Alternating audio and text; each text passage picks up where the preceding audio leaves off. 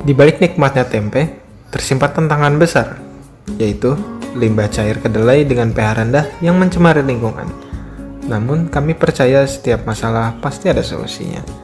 Dengan EcoSoy, kami menghadirkan sistem inovatif berbasis elektrolisis dan IoT untuk menetralkan limbah, melestarikan lingkungan, dan memberdayakan masyarakat desa Pliken.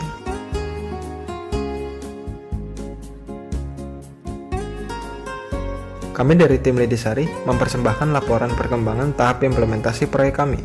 Sebelumnya, kami telah membahas bahwa limbah cair kedelai dari industri tempe memiliki pH yang sangat rendah, sehingga dapat mencemari lingkungan dan merusak ekosistem perairan.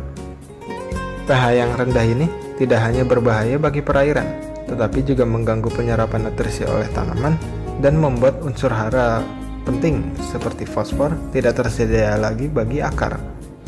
Selain itu, limbah asam ini merusak struktur tanah, mengurangi aktivitas mikroorganisme yang bermanfaat, dan membuat tanah menjadi kurang subur. Untuk itu, kami menciptakan EcoSoy untuk menetralkan pH dari limbah tempe sebelum limbah tersebut turun menuju perairan dan tanah masyarakat, sehingga mengurangi pencemaran terhadap tanah dan sumber mata air di sekitar produsen tempe.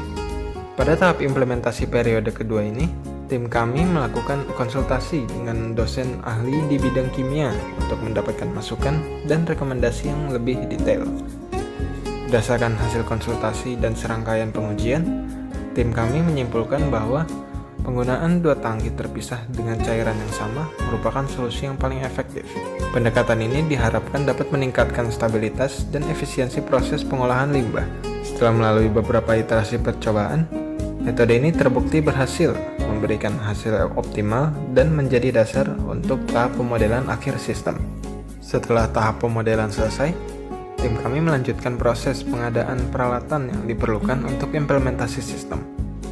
Langkah pertama yang dilakukan adalah pembelian berbagai macam sensor dan peralatan IoT yang akan digunakan untuk mendukung operasional alat. Setelah itu, tim melakukan pengadaan tangki kubus yang dipilih karena dianggap lebih sesuai untuk skala industri dalam proses ini. Untuk memastikan kestabilan dan keamanan pemasangan tangki, tim juga membangun struktur pendukung berupa tempat khusus yang meliputi proses pengecoran semen sebagai dasar tangki, serta pembuatan atap guna melindungi peralatan dari faktor lingkungan. Setelah pengujian awal menunjukkan hasil yang positif, tim bergerak ke tahap berikutnya, yaitu penyempurnaan sistem agar dapat beroperasi secara optimal. Sistem ini dirancang untuk bekerja secara otomatis yang telah diterapkan untuk melakukan pengolahan limbah supaya tidak mengganggu proses produksi tempe yang sedang berlangsung.